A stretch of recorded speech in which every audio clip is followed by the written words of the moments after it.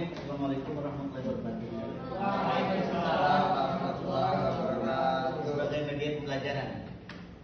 Sini ada kajian tentang berbagai macam corak tafsir. Artinya tafsir bil hadis kan ya.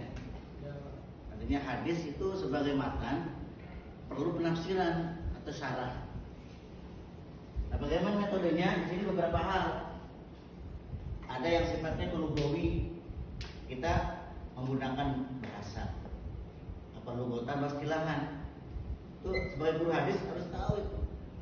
Lalu yang kedua apa itu? Tafsir al-fiqh.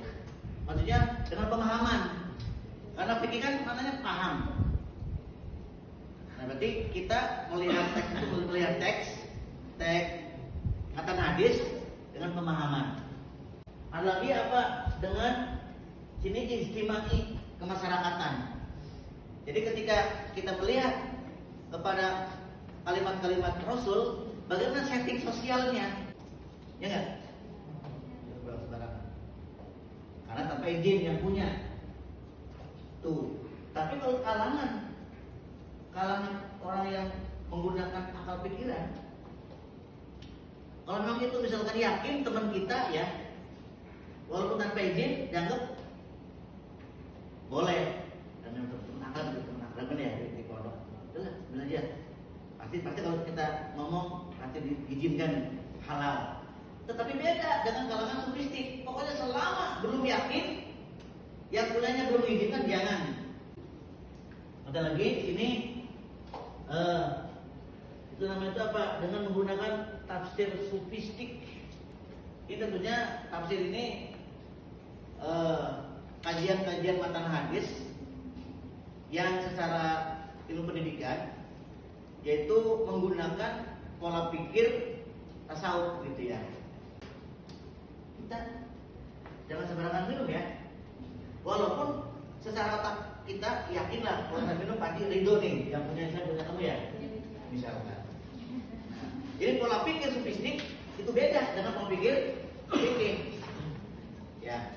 Pemahaman itu apa? Pemahaman dari kalimat-kalimat matan Rasul kita gunakan apa? Berdasarkan kepada tafsir ini ilmiah gitu.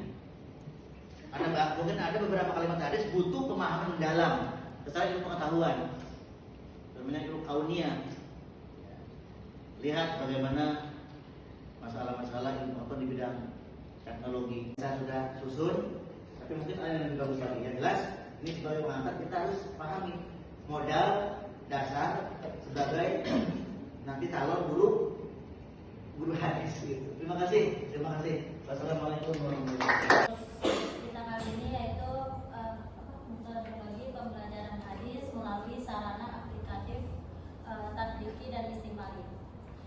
Pembelajaran hadis melalui sarana tatbiki itu yang dimaksud itu bagaimana cara kita mempraktikannya. Jadi dalam metode pembelajaran hadis, jika seseorang nih sudah mengetahui ilmunya, terus kita tahu bagaimana nih sholatnya gitu, tata caranya. Yang pertama kayak misalkan takbiratul ihram dulu, terus yang kedua ruku, nah yang ketiga i'tidal seperti itu. Istimali sendiri itu diambil dari kata bahasa Arab yaitu istimalun yang mempunyai arti menggunakan, mengoperasikan atau mengaplikasikan sesuatu ke dalam kehidupan nyata.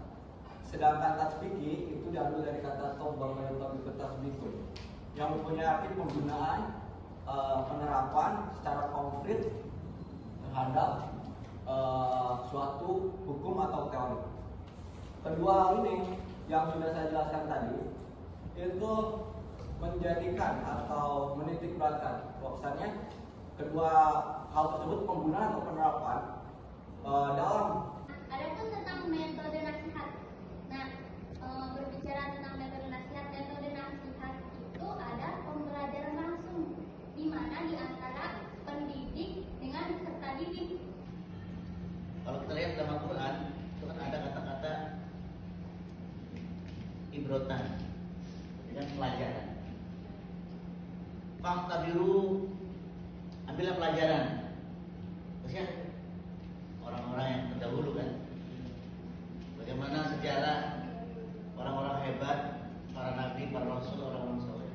jadi pelajaran.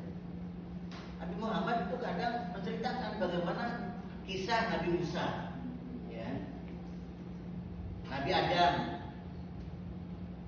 Beliau cerita tentang siapa? Zulkarnain. Ya. Artinya Nabi ini ngomong ini berdasarkan wahyu, mungkin dari Al-Quran atau langsung yang Allah berikan kepada beliau.